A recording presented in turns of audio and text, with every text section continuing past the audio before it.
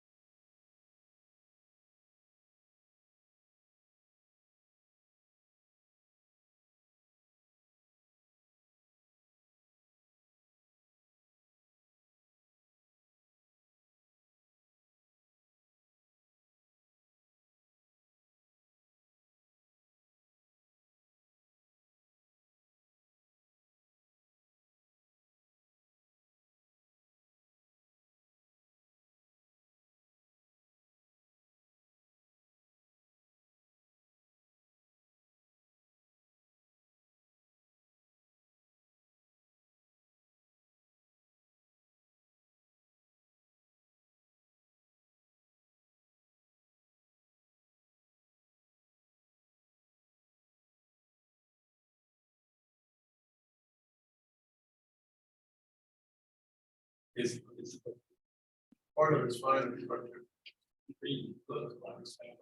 Small after I read a few pages. I got in them.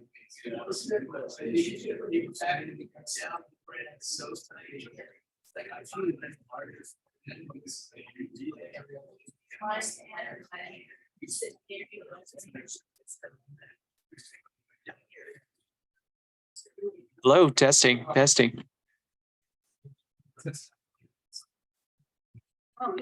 Hello, this is Scott in the Advanced Plans meeting. We're testing the audio video system. Can the folks who are joining remotely hear me okay?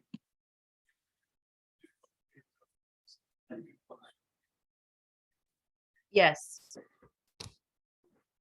Fantastic, thank you.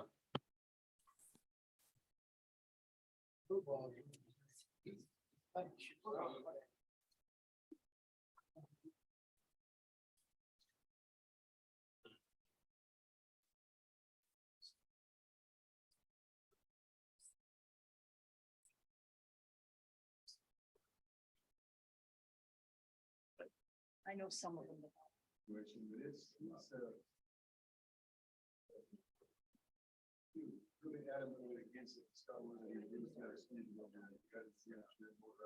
Yeah.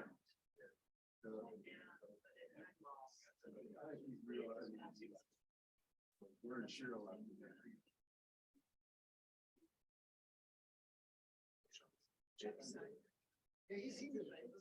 We had a short conversation. And I've talked to those, hey, you guys call.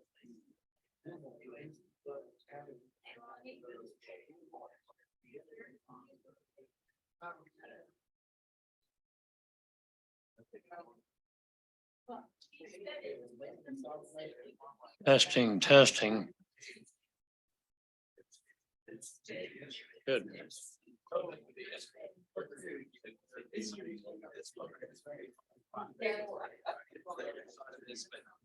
Public comments on this, like after, or the items will be interesting.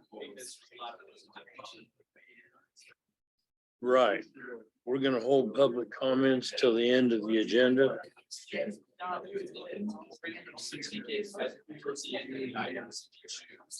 So it's up to you, whichever way you'd like to do it. I'd rather hold it till the end.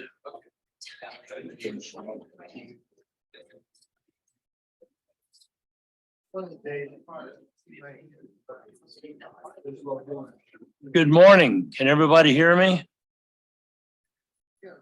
Welcome to the Advanced Plans Committee of the Metropolitan Area Planning Commission.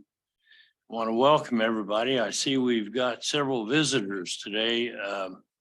We will have an opportunity for you to speak if you have any comments at the end of the agenda. Visitors, if you haven't signed in already, please do so. There's a sign-in sheet right outside the door. At this point, I will take a roll call. Duels present. Warren? No. Joe Johnson? Yes. Hugh Nix? Here. Hartman. Miles is not here. McKay. Here. Okay, thank you. The approval of the previous meeting summaries is going to be deferred to our next meeting. They haven't completed that yet, so you can scratch that one on this agenda. So at this point, the first item we're going to discuss is short-term rentals, and I'd like to call on Scott Wadle to make a presentation on that.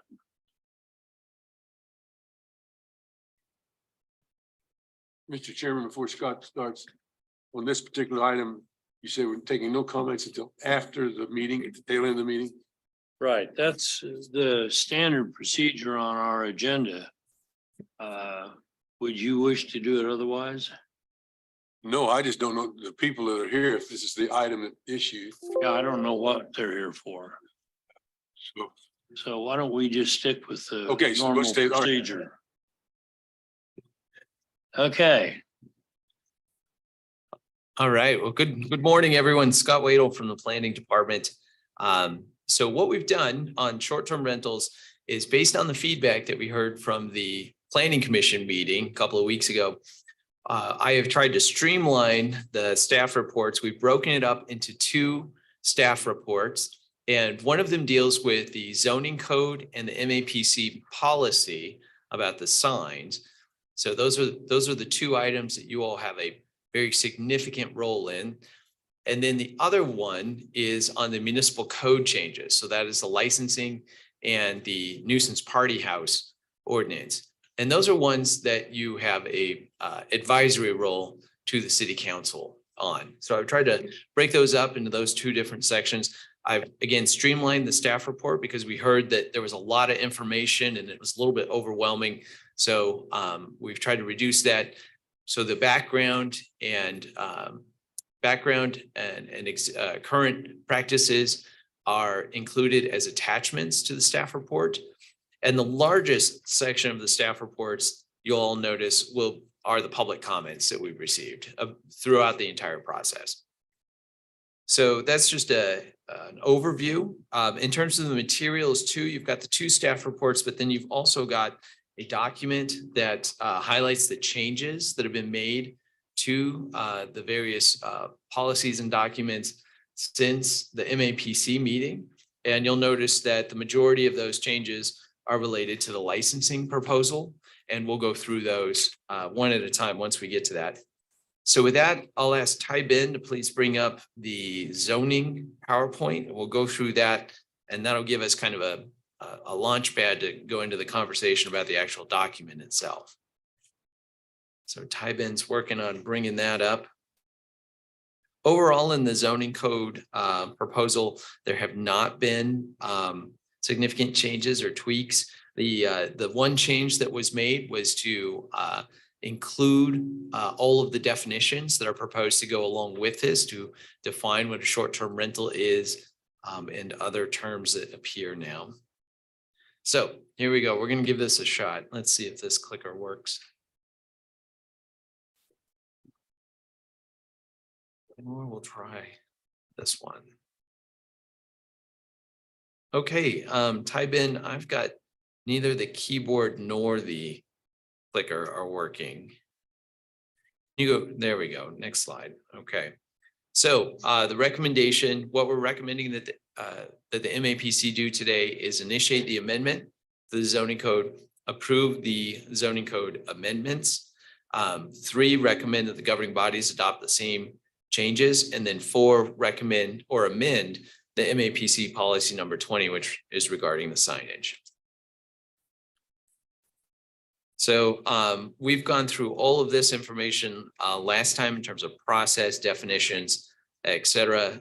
We've really curtailed this one this time to what's being proposed.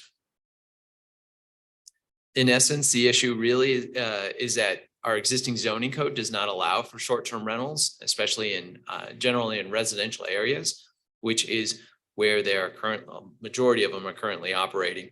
The other issues that we've heard are there's been some neighbor complaints about having short-term rentals in operation. So we're working through the public process of deciding what's the best fit for Wichita. In terms of process, we've had a number of different meetings stretching all the way back to 2021. More recently, the district advisory boards at the end of last year, beginning of this year. We've done some meetings with stakeholders, and then, of course, we went to the MAPC back in April.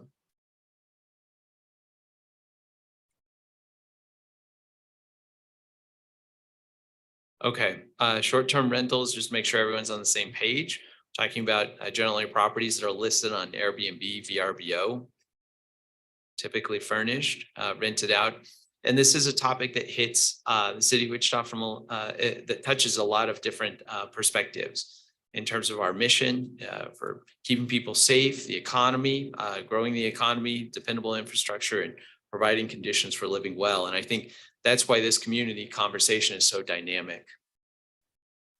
So in terms of the proposed regulations, there are 4 elements. We've already mentioned those. The 2 that we're going to be concentrating on with this portion of the presentation are, again, the Unified Zoning Code and the MAPC policy. So 2 out of the 4.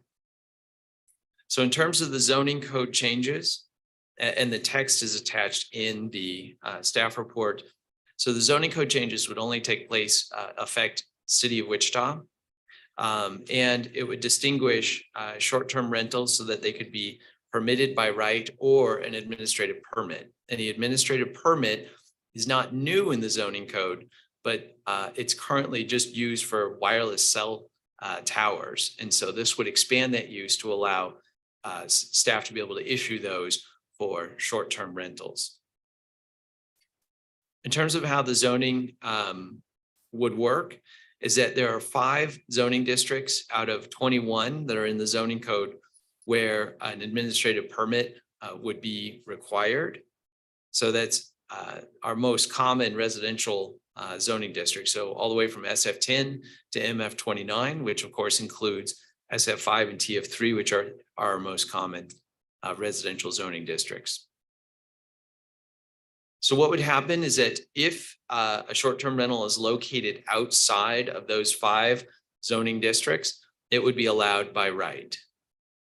If a property was located in one of those 5 zoning districts and it's owner-operated short-term rental or owner-occupied, so that the owner's present, think of maybe a house with a carriage house or an in-law suite, maybe in the backyard. So that would be allowed by right. So if it's owner occupied and it's operated as short-term rental, even if it's in those 5 districts, it would be allowed by right. If it is not owner occupied and is located in one of those 5 districts, then it would require an administrative permit. And the way that the administrative permit would operate is that the applicant would come into MAPD, they would fill out the application, they would submit that, would provide staff an opportunity to review it. We would issue letters, and we'll talk about this, to abutting and contiguous properties, which are the properties that touch it or immediately across the street. And then if the owners of those properties would have an opportunity for protest period. If we receive protests representing more than 50% of the owners of those properties, and we'll talk more in depth about this, then it would no longer be an administrative permit. It would convert to being a conditional use case. So we'll talk more about that process. So in terms of the zoning code changes, there would be definitions. It's important to note that bed and breakfast would be rolled into short-term rental, but short-term rental will not include group residence. We know that group residence is a different animal, so to speak, and so that is not going to be included. Neither would it include hotel or motel. It's really there's separate uses. In terms of what's permitted, recreational vehicles, RVs, Airstreams are really cool. I know I've said that before, but the zoning code does not allow for you to have an RV at your property in general today for residential properties. So this would not allow you the changes we're proposing would not allow you to use an RV for a short-term rental. You'd have to be licensed with the city as a short-term rental license, is what's being proposed. You'd have to have one of those. You'd have to be in compliance with codes. Okay, so this is about the process for the admin permit. So it could be approved administratively, which means that there would be no MAPC review. This is when we would send the letter out to the abutting and contiguous property owners. There would not be a sign. That's what would be entailed in the change to policy number 20 is no development sign application, development application sign, the red and white signs. There would be a 14-day protest period. And again, if more than 50% of the owners of the adjacent contiguous properties protested, then it would become a conditional use, which means then a sign would be required. Then it would come before the planning commission, and then it would go in front of the district advisory board. So here's some examples about how that would work. We have a separate memo that explains that. That memo is available online. We also handed that out as part of the MAPC packet last time. So when we say abutting and contiguous, this is what we mean. We mean all of the properties that would touch that property, and that includes you minus the streets. You imagine the streets aren't there. So it includes the properties that are across the street that would be touching the property. Now, when we talk about ownership, it's very common for properties to have two individuals listed as the owners. In order to count towards the percentage of owners, we're counting both individuals as one owner combined. So you would have to have signatures on the protest petition by both of the individuals. Whoever's listed on the deed, you would have to have signatures representing all of those individuals to count as one of the owners. So in this case, two people own a property. They both sign. It doesn't count as two owners. It's one owner for the purpose of the calculation.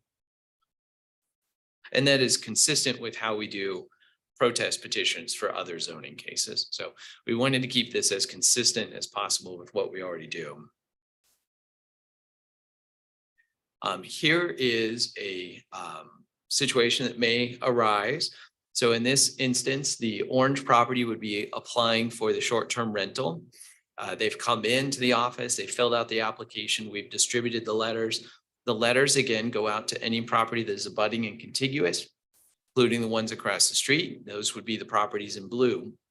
In this instance, there's a church that owns these three properties.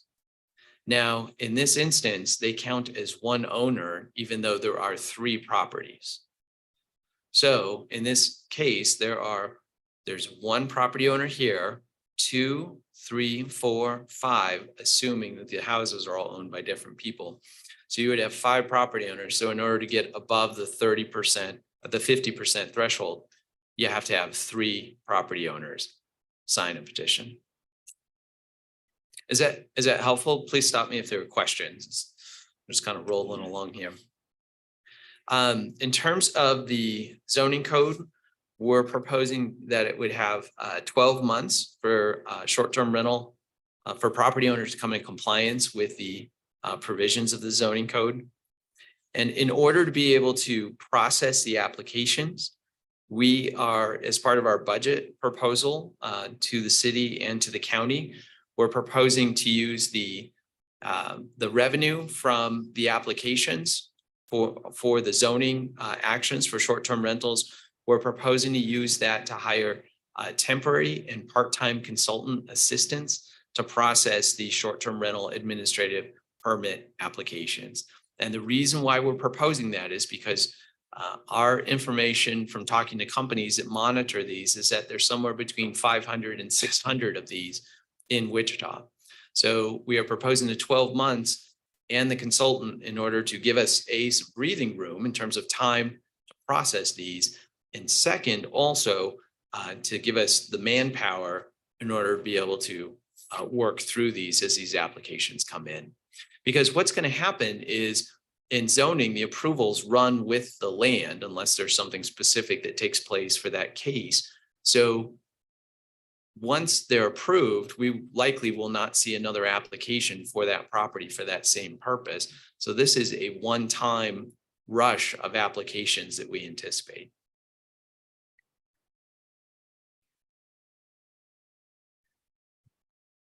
The other scenarios, so we do look at, we plan for the best, and we are, in this case, we're also looking at what would be a worst case scenario. So if we ran into a situation where there were a large number of short-term rental administrative permits that were protested above the 50% threshold, what some options that we would have would be to meter the number of short-term rental cases that come before you on the MAPC meeting agendas. So we would establish a cap on how many of those particular cases would come forward to you at a certain time. Now, fully knowing that that would push out. So if we do 3 this meeting and 3 the next meeting, if we get 9 of them that roll in, we know we've got 3 meetings worth to work through. The other thing too would be that we could request of you all to have a special MAPC meeting to go through those cases if we had a bunch that stacked up. And then the final option, which I do not, I hope that we don't get there, is if we find that we're simply overwhelmed and none of these other shortfalls or options are addressing that, we could request a moratorium. But I don't anticipate going there, but I do want to give you the sense of confidence that we have a number of tools that are available in order to address it if we should see a large number of these become controversial. Okay, so that's the zoning code. I'm going to pause there and ask, are there any questions on the zoning code portion? Because the next one is the policy, which is fairly small. Scott, Yes, sir.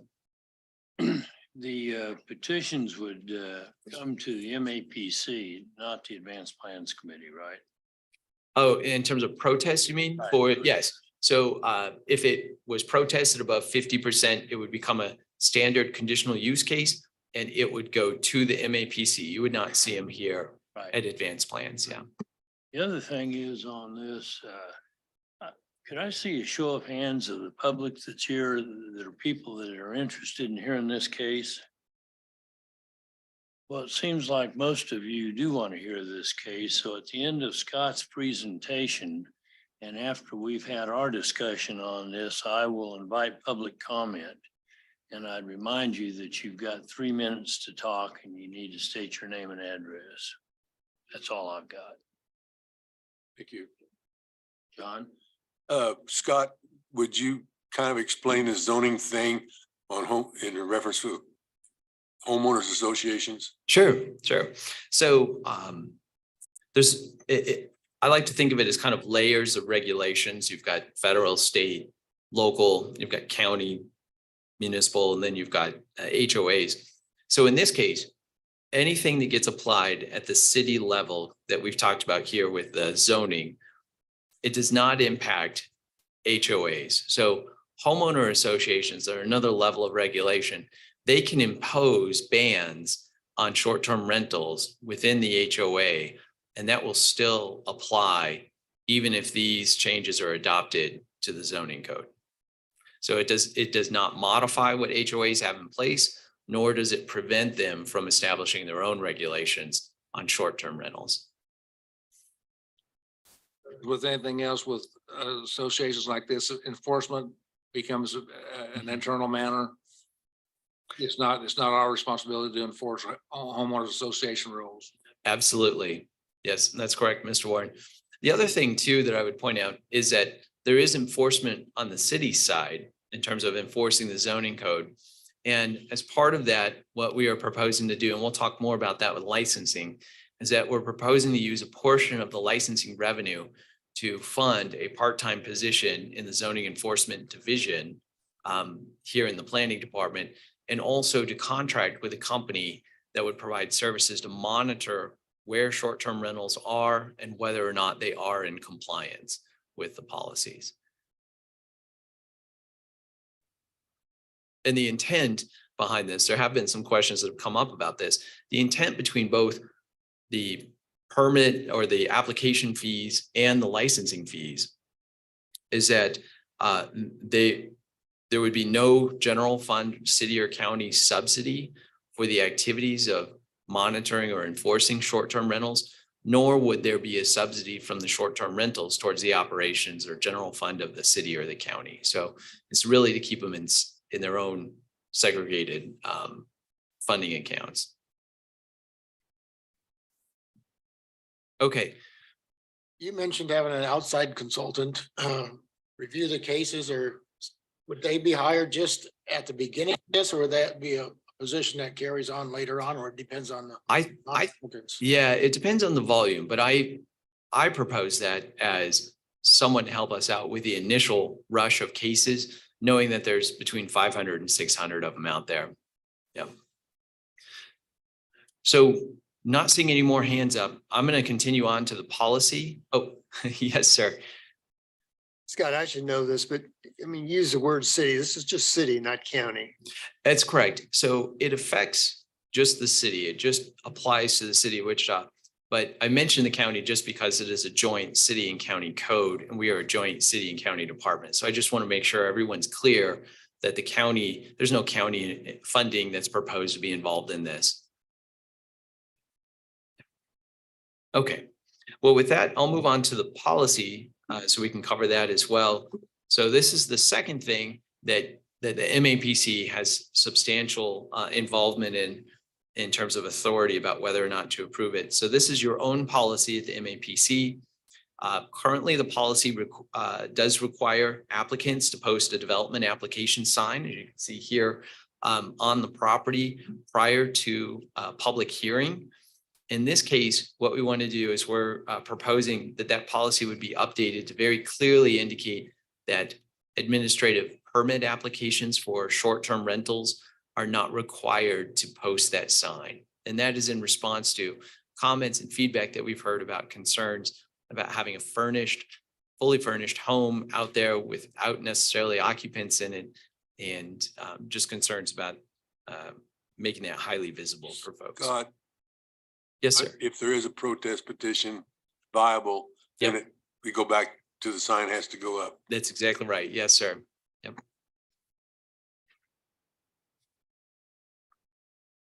Okay, so those are those two items. Again, the recommended actions, which are listed in the staff report. With that, I'm going to ask Ty Ben to switch over to the licensing PowerPoint, and we will go through that one. That one should go a little bit faster at the beginning because we've covered a lot of those similar slides with the zoning one. Okay, I've labeled this municipal code because there are two portions in here. We'll get to what those are.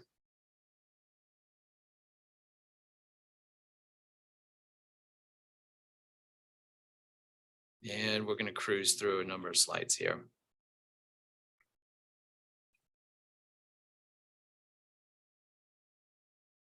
Okay, so again, the four elements that are being discussed today.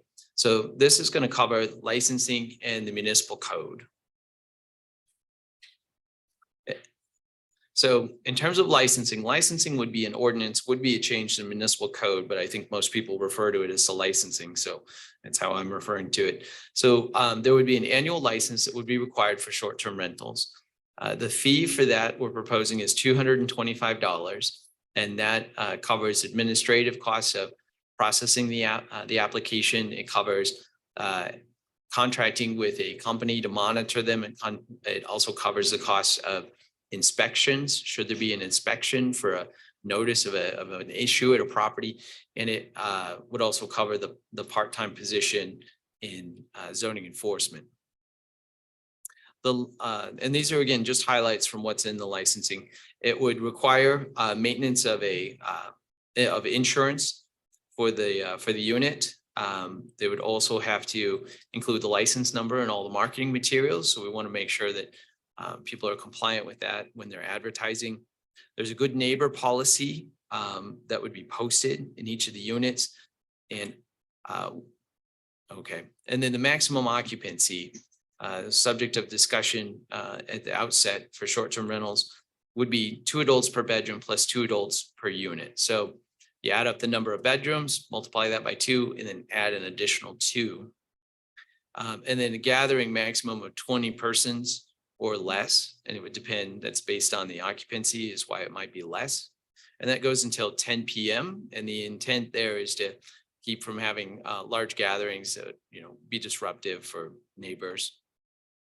And then that there would be a contact available who could respond to the property within 30 minutes, 24/7. And that was one of the comments that we heard was, well, it's well and good that there's a requirement to have this contact person, responsible party. But what are they responsible to do? And so we've inserted in there that they should be able to respond and get to the property within 30 minutes should an issue arise and they get contacted.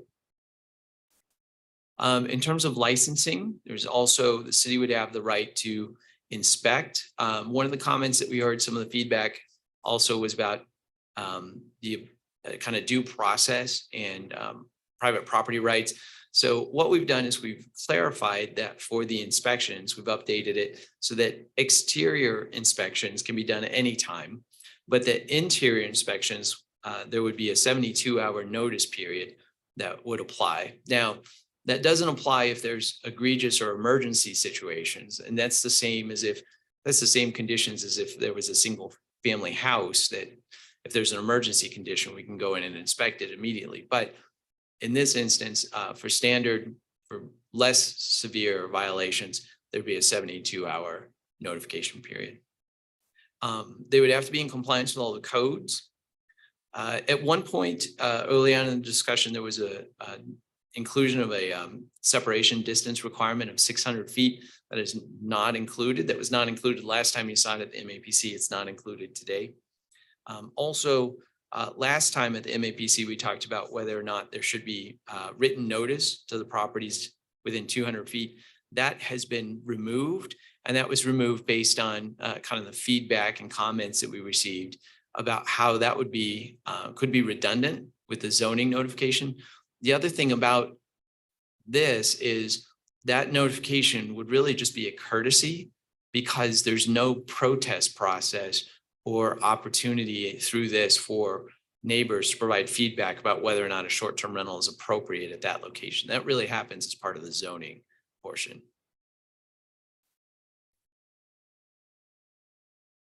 Okay, there's language in there about enforcement. And one of the things that we are working on and we continue to work on is that for a denial of license, and in your paperwork, it's on page 20 on the licensing section, it talks about if a license has been suspended, that within 5 years of that suspension, you can be denied a license. We continue to work through that, but where I think we're arriving at is that we're going to be modifying that to say that you would only be denied if it is currently in suspension. So we're working towards that one. That's where we are in the conversation.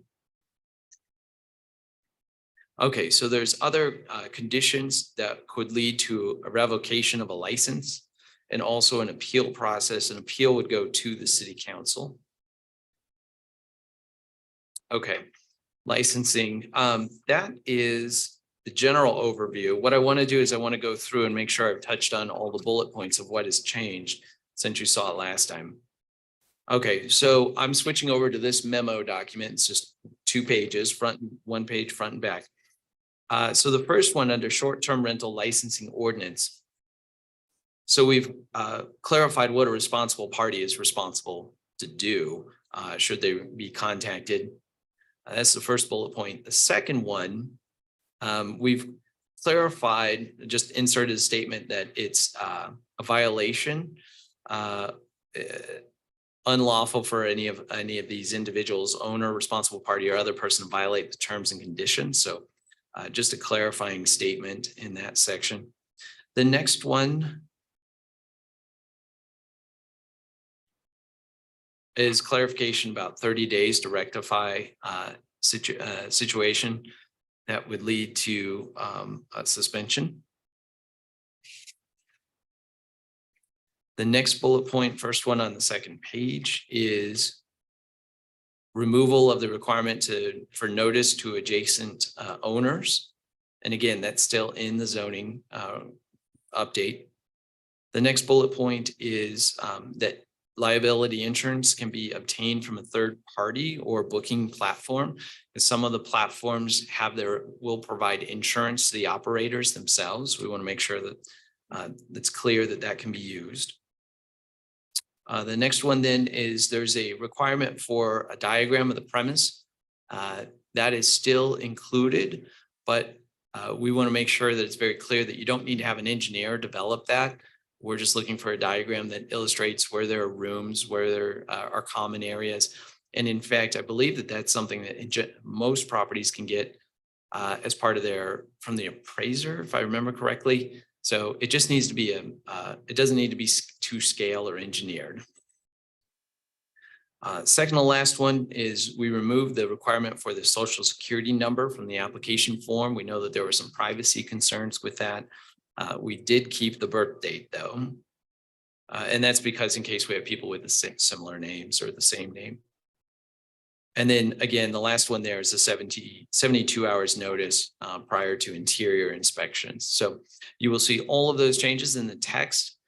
There is one typo that I want to bring to your attention, and that is on page 27 in the licensing. We mentioned that they have 6 months to come into compliance. That should be 12 months to come into compliance with the licensing. And that is so that it matches up with the zoning period of time that people have to come into compliance. So that is the licensing portion. The next one then is party house ordinance. It sounds like a lot of fun, but it's really about nuisance party houses. So any questions on licensing? Yeah. Scott, what constitutes interior inspection? Just a couple examples. Yeah, so an interior inspection, what would be, it depends on what the complaint is that the city receives. I could see something like maybe someone's in there and the hand railing on the stairway falls off or something. That would be something where MABCD and code inspection would go in. Maybe there's one where there's a door that doesn't operate well and it creates a fire hazard. So fire department might go in. So we see there are really 3 agencies, I believe, that would be involved. It'd be MABCD. So for like building code issues, you would have fire for fire code issues, and then you could have planning if there's a specific planning thing. But I don't know that we would necessarily be interior. I think fire and MABCD are the most likely ones. How do you go about getting a complaint? Just curious. How do we How do you go about getting so I rent this place and then I call you up and say, I call someone up and say, Yep. hey, the hand railing falling off and I about fell down the stairs and Yeah, I'm not happy. exactly. At that point, let's say the city of Wichita receives a call into, our general call line, or someone looks up online and finds out the planning department's responsible for monitoring these. Then they give us a call and say, hey, I think you guys got a safety issue here. And then we would address it. Yep. Yeah, Mr. McKay. One question going back to the way you've got it set up on the licensure, it sounds like individuals going to get their own individual license, each one. They would have to license each unit. So every short-term rental will have to have its own license. Understand it. So what if I've got 2 or 3 of them here in Wichita and I decide I don't have time to take care of them, so I hire somebody to do it? Tell us the responsibility, where it lies and falls there. Okay, well, in that instance, there's a question that would come up about, are you going to be able to respond as the responsible party? And so let's say if you move to Arizona, you're obviously not within 30 minutes of Wichita. So you would have to, you would still own it, you would still have the license, but you would have to make sure to update that license to have the name and contact information of the responsible party that we could reach should there be an issue. Well, the reason I asked the question, because back earlier you showed 3 or 4 different companies that do this. Mm-hmm. And so do they do the licensure? No, they would not. It's up to the owner or So- owners of the unit to license. So then there couldn't be 2 or 3 different owners went together, put like 4 or 5 units together, hired a company.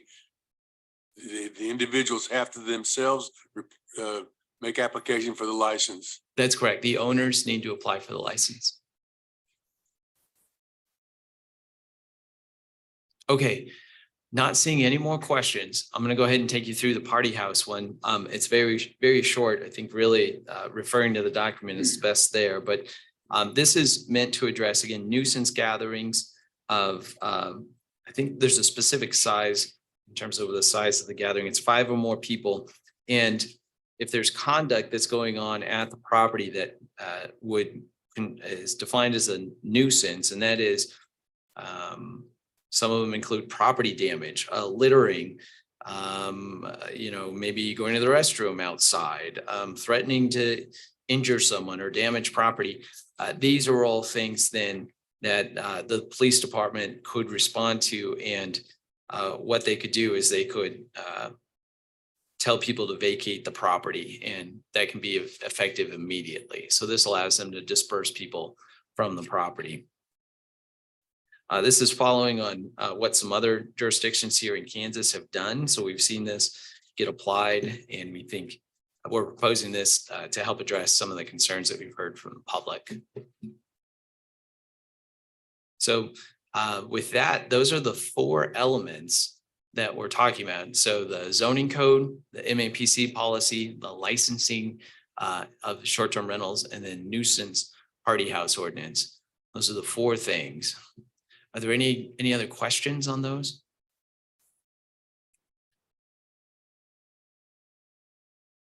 Okay. Thank you, Scott.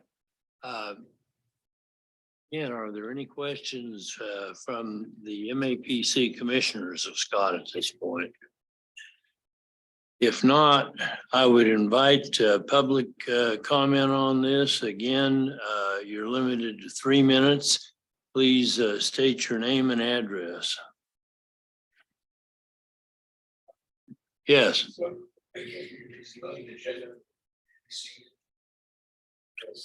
Well, yeah, what we're being asked to do is to recommend approval of these 4 points, and I'll go back over that when we get done with comments, and then it's going to go to the MAPC today, right, Scott? Yeah, it's a great question. I'd like to add some more color and context to that. So when the MAPC heard it a couple of meetings ago, I think what I heard, what I took away from that is, hey, this is complex. There's a lot of moving pieces. We'd really appreciate the advanced plans looking at this. And that gives an opportunity for folks to look at it more in depth. So I think that's really what today is about, is give you all an opportunity to dig into it. And as always, share that knowledge and insight with the full MAPC. We've put it on the MAPC agenda in anticipation that you might want to talk about it. If we get to that point, and well, we'll see. You've got the option of this afternoon of taking action on it, but it's always an option. That is correct. I would assume yes.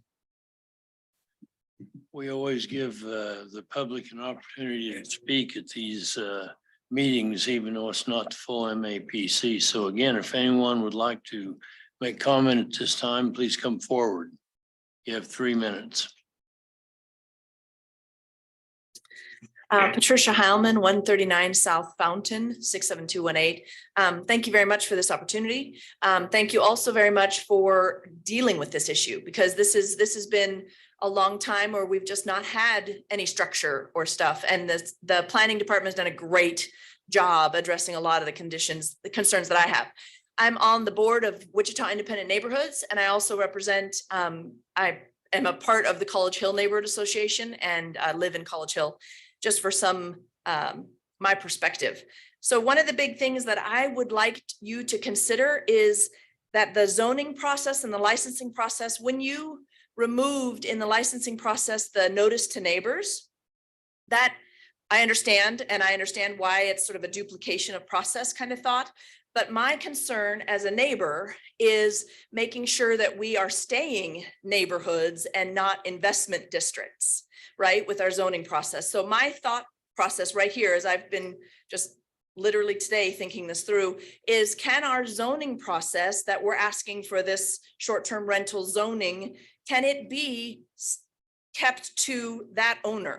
Because it is very important for neighbors, if the owner of that property is Bob Smith, who I know is conscientious and is awesome, I, as a neighbor, do not have any qualms that they're going to run a great Airbnb. Now, if that zoning stays to that property in perpetuity, 2-3 owners later, there could be real issues that now I need input as a neighbor to have, but I don't have it anymore because that zoning process happened 10 years ago. And now there's no way for me to say, no, stop. This is not a good fit for our neighborhood anymore.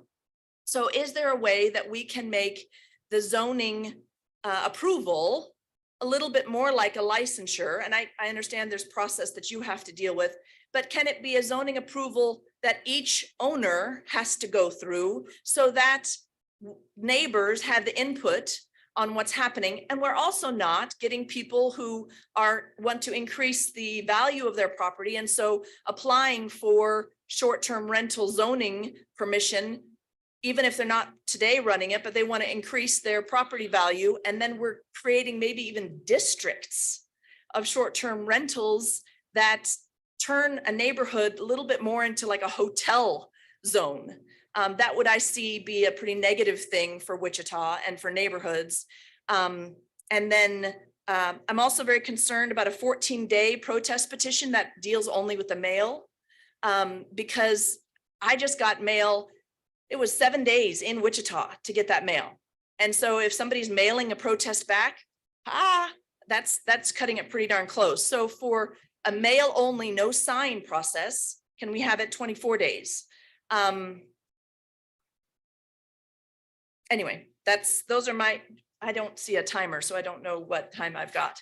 I apologize. You're right at 3 minutes Okay, now. Thank you thank for you. your comments. Sure. We'll give Scott an opportunity to respond to some of these questions once we get through everybody's comments. Is there anybody else who would like to speak? Please state your name and address, and you have 3 minutes. My name is Jack Patton. I live at 337 South Rutan. This brought up more questions than answers for me. One is the hotel motel versus short-term rental.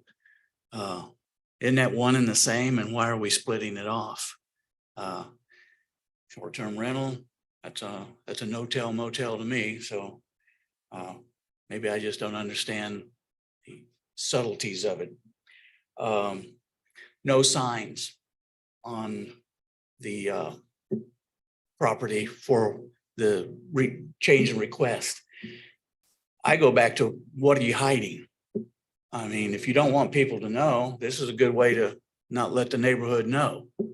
Because it doesn't always just affect the folks right next door, but it also affects the property and the people across the street, around the block, as evidenced by the reason this was all brought together was because of the party and the shootings. So just because I'm not next door doesn't mean I don't have an interest. And if you don't tell me, it's going to be just, what are you hiding? That's the big thing. I didn't see any options in there to remove these people if they become a blight on the neighborhood. Yeah, you can call the police, but that doesn't mean they're going to show up. And as far as reporting stuff that goes inside the building, it's a rental. It's a motel. You're not going to call the city and say, oh, there's an issue. Rentals in a neighborhood, and to drag things down just a little bit, is Airbnb going to be a little bit worse because there's nobody there on the property. And my biggest concern is the city losing an interest in enforcement on the backswing. I don't know how many times that, oh, well, we got this great new thing, and as soon as it's off and around the corner, it's like a taillight guarantee. As soon as it's out of sight and out of mind, nobody gives a flip. And I'm saying that as a former city inspector. So that's just my concerns. One is why you hiding stuff, and is the city really going to follow through? It's not always what the city does. Is sometimes it comes down to what the city fails to do in the aftermath. Thank you. Thank you for your comments. Is there any other speakers? Please state your name and address, and you have 3 minutes.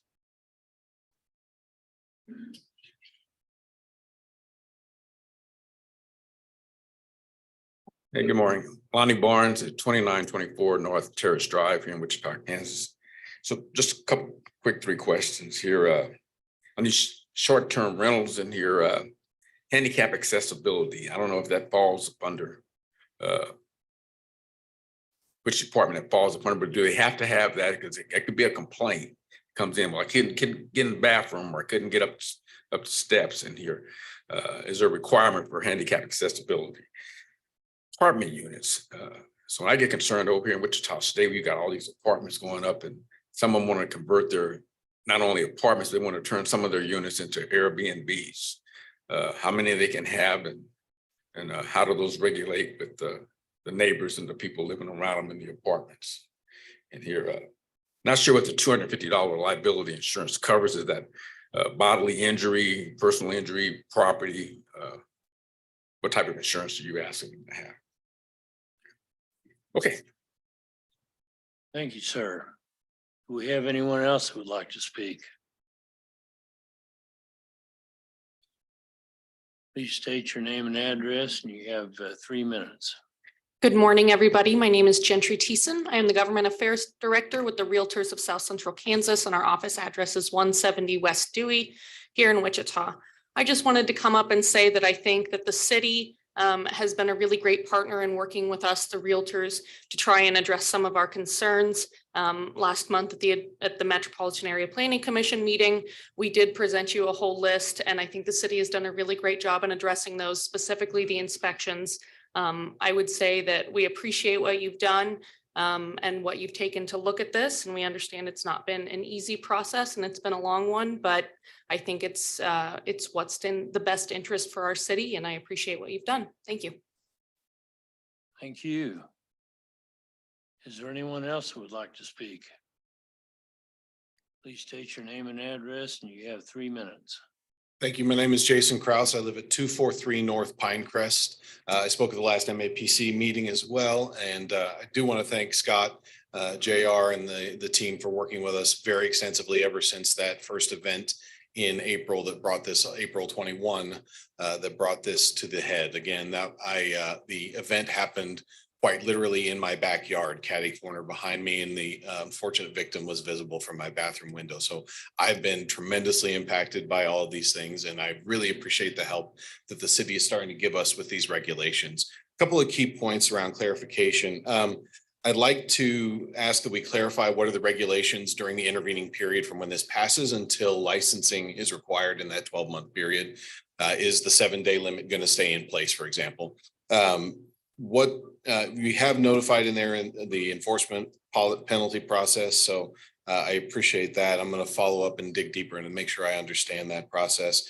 In the documentation, section 9, part D around enforcement seems to be incomplete.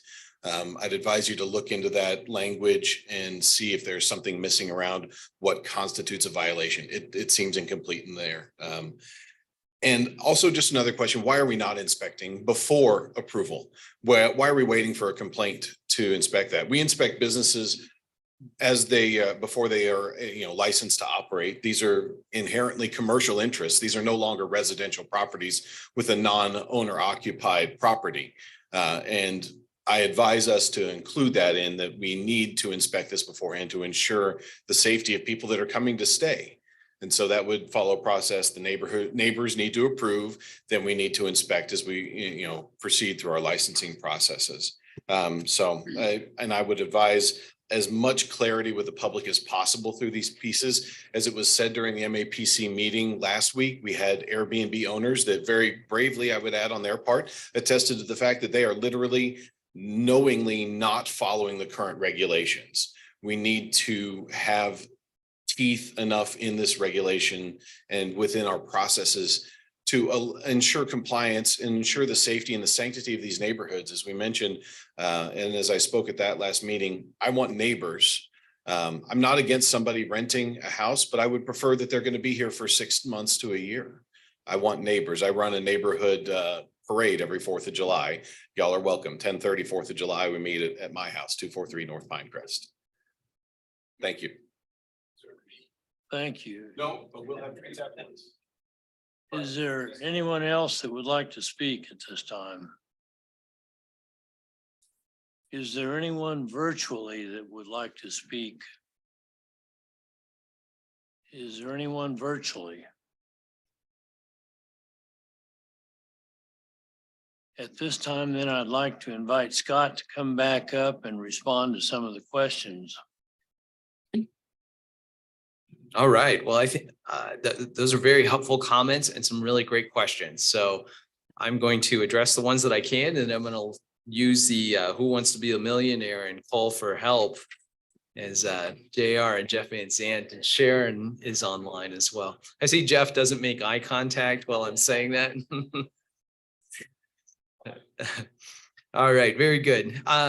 So let's see. One was a comment about the notification in the process.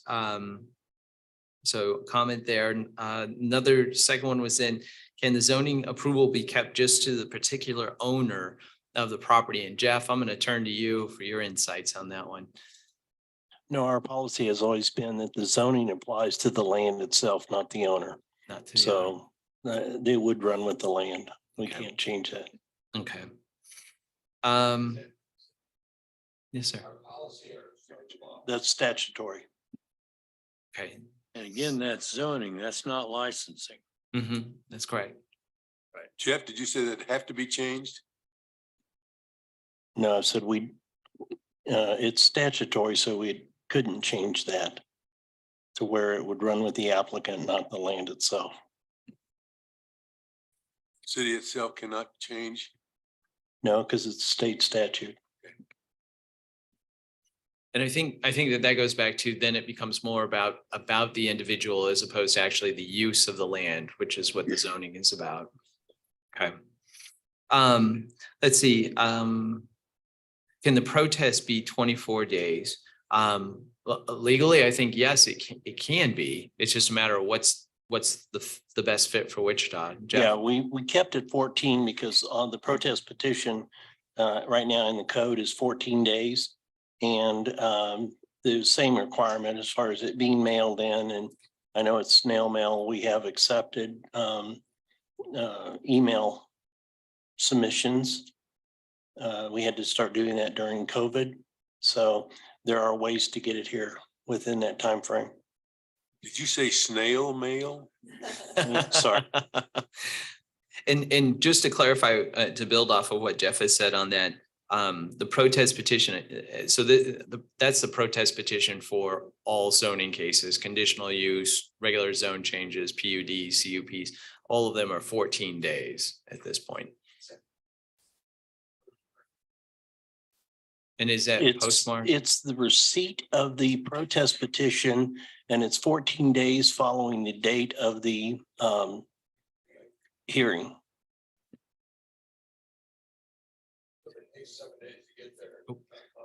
Mr. Yeah, Johnson? statutorily, it just says dated postmark. Okay.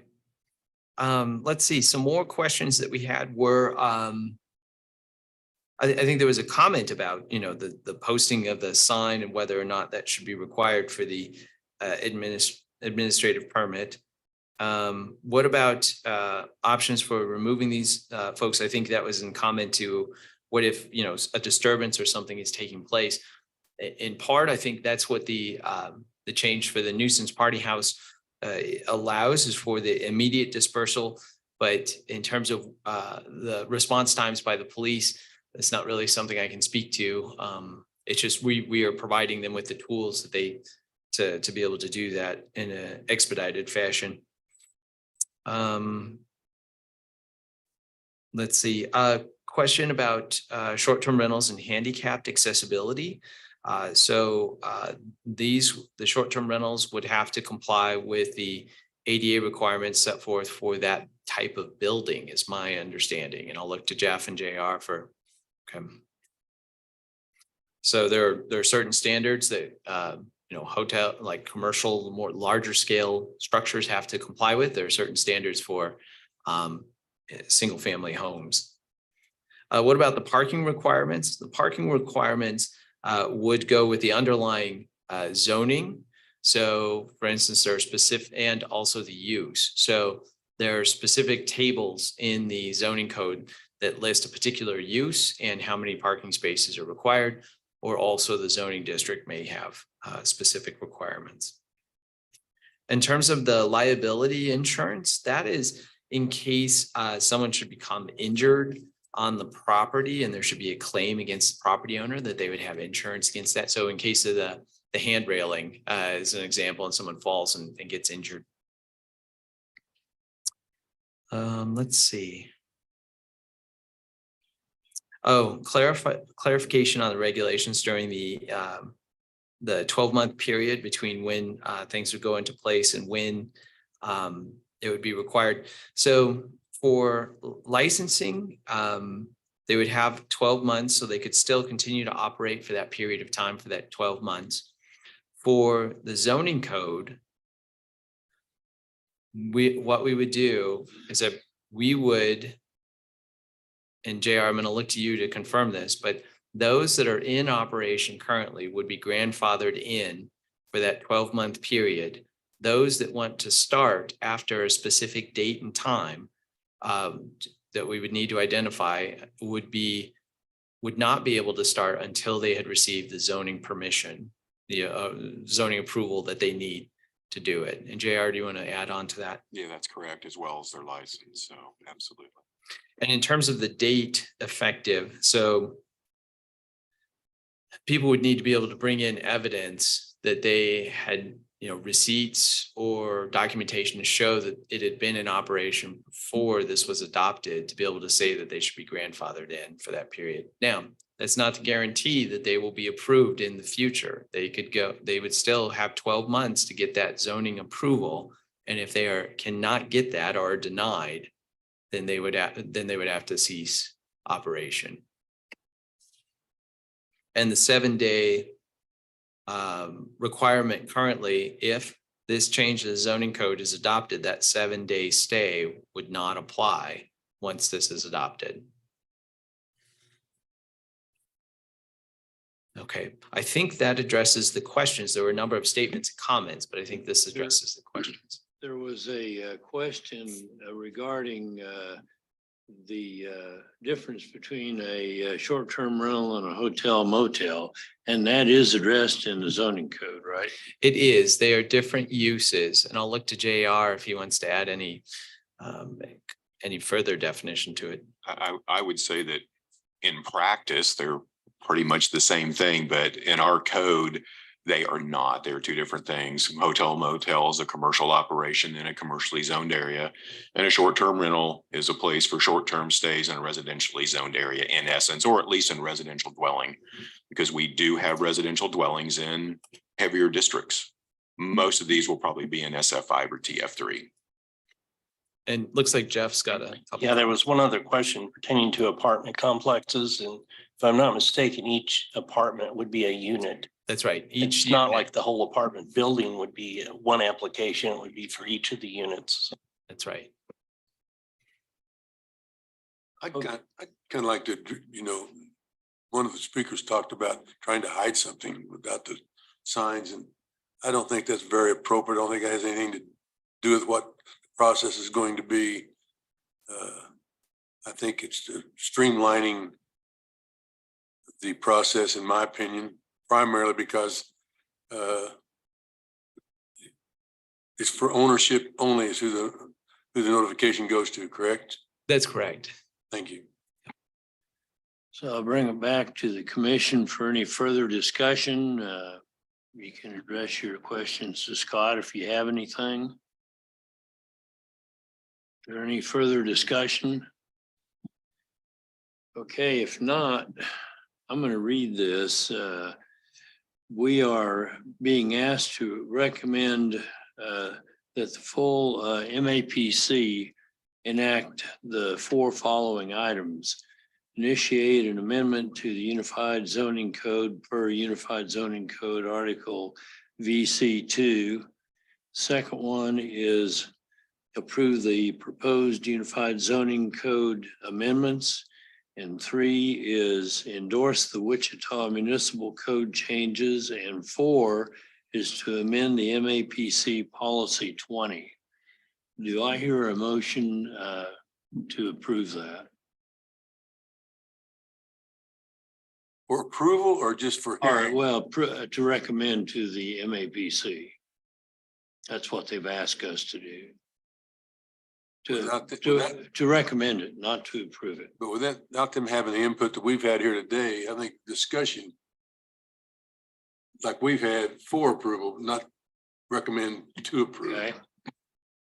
You want to make a motion to that effect? So move. I'll second that.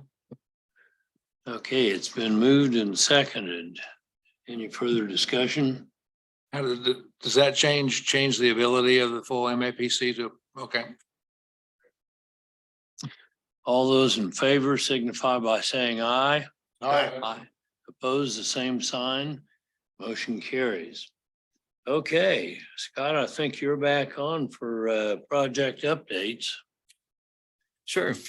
One thing I'd point out is that by that action, you're recommending, you've provided a recommendation on the zoning code and the policy. I don't know if you want to weigh in on the licensing and the nuisance party house. You don't have to, but those are there's a second staff report that has the actions for that. So, Okay, I'm sorry. You're doing just looking at fine. 4 It's items on here on both of these. yeah. We lost one commissioner here temporarily. I would recommend a motion to include that. Does anybody have a problem with that? Should we take another vote? I thought the previous motion covered those 2 items since it was mere recommendation. Did I miss something? No, it was there's 2 staff reports and there's 4 actions on the particular zoning one related to the zoning and the policy. Then there's a second one with actions for licensing and the municipal You code. might want to wait for Mr. McKay to come back to see the intent of his motion. Okay, number 1 looks to me to be the same wording. Number 2 looks like the same wording. Number 3 Oh, there should be. different on the second report. There should be one of the reports, the proposed changes on the line up at the top. There's a line proposed changes. One deals with the zoning code. Oh, okay. One deals with rental licensing and nuisance party house. So these are 2 separate items that we're bringing before. Essentially, yes, we've broken it up into 2 just for ease of processing it. Okay. So would you recommend that we take a vote on the second one as well? You don't have to, but I think it could be assigned to the MAPC because they'll look to you all for, I think they'll defer to you for guidance on how to, on how to process that this afternoon. Well, what's your pleasure? Does anybody have a problem with including this in the first motion and that we approved 2 applications that were presented to us today, or do we want to take a second vote?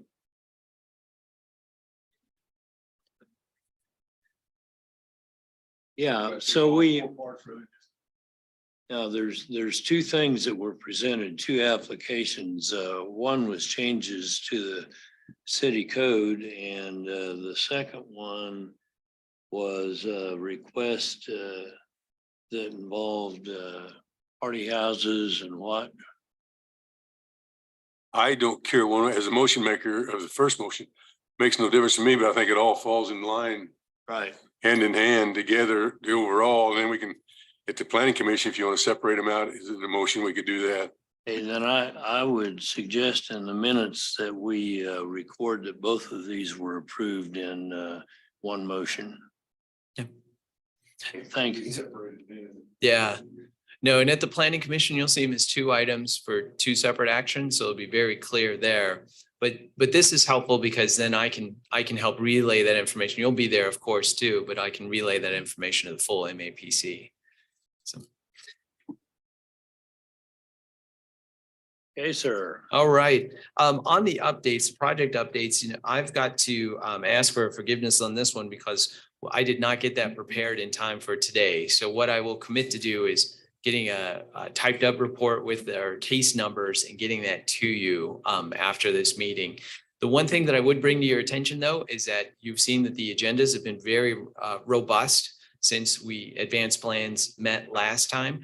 They are going to continue to be robust. I think we had a closing date fairly recently that we saw again somewhere like 15 cases come in. So we're staying very busy. In terms of staffing, we've got good news in that we've interviewed an individual to fill the associate planner's position in the current plans division, and the interview went really well. And so we're looking forward to making an offer to bring that individual in. And that one is so important because they will be learning from Neil about the subdivision process and to carry that forward after he retires in January.